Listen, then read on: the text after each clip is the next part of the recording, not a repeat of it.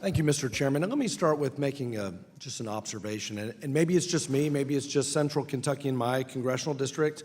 And I certainly defer to the expertise of the panel who have studied this issue with great intensity in terms of what you've seen in terms of discrimination, racial discrimination in auto lending.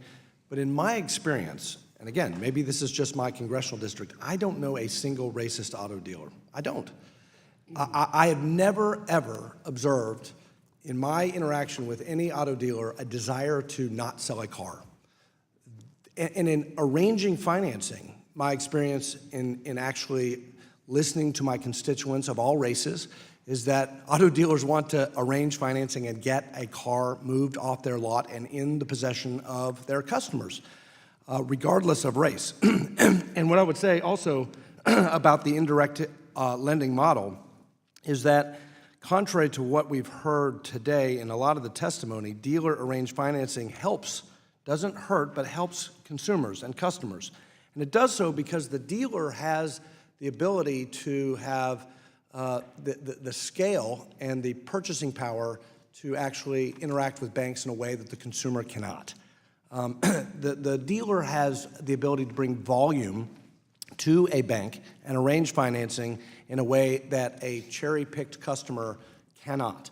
And so what I would say is, remember, dealer-arranged financing is a service. It is a service provided by the dealer that the customer may choose to use or choose not to use. And no one is forced to use a dealer to arrange for financing. That's something that we haven't heard in the testimony here today.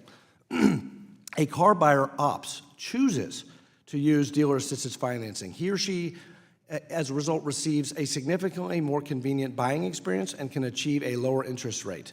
Now, last Congress, when we rolled back the Bureau's indirect auto financing guidance, in no way did we amend the Fair Credit laws or hinder their enforcement. In fact, the National Automobile Dealers Association encourages dealers to adopt a robust DOJ-based Fair Credit compliance program. And under this program, dealers are required to be able to demonstrate through documentation any deviation in discount rates between individuals, which must be based on legitimate business reasons.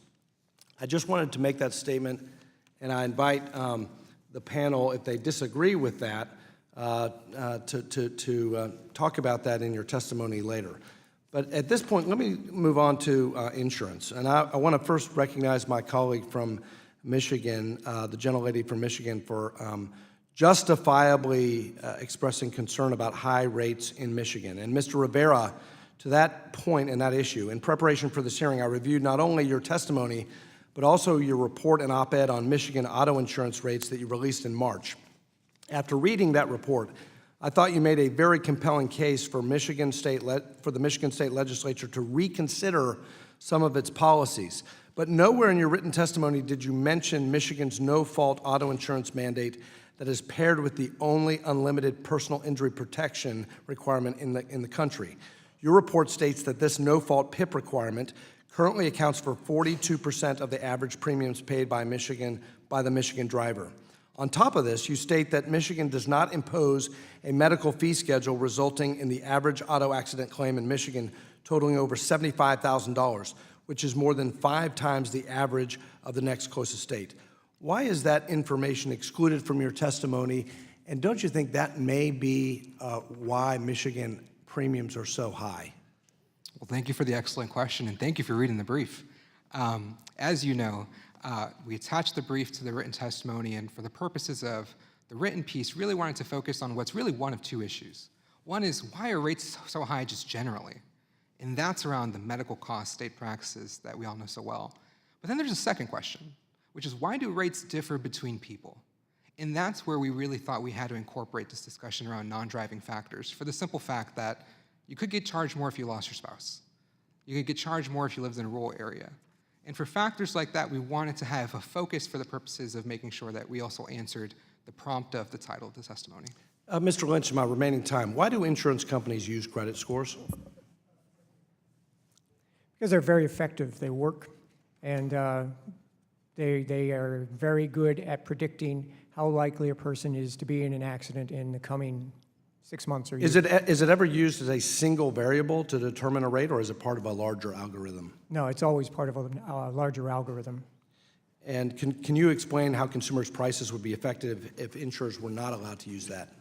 Well, then what would happen is that for some people and by some measures, most people, their rates would go up. And for other people, their rates would come down, and it would come to an average. In the state of Michigan, you would still have the average rate would be twice the average in the typical state. But what would happen is that your drivers who present less risk would be, in essence, overcharged, and people who are at greater risk of being in an accident would be undercharged. Gentleman's time has expired. The chair now yields to the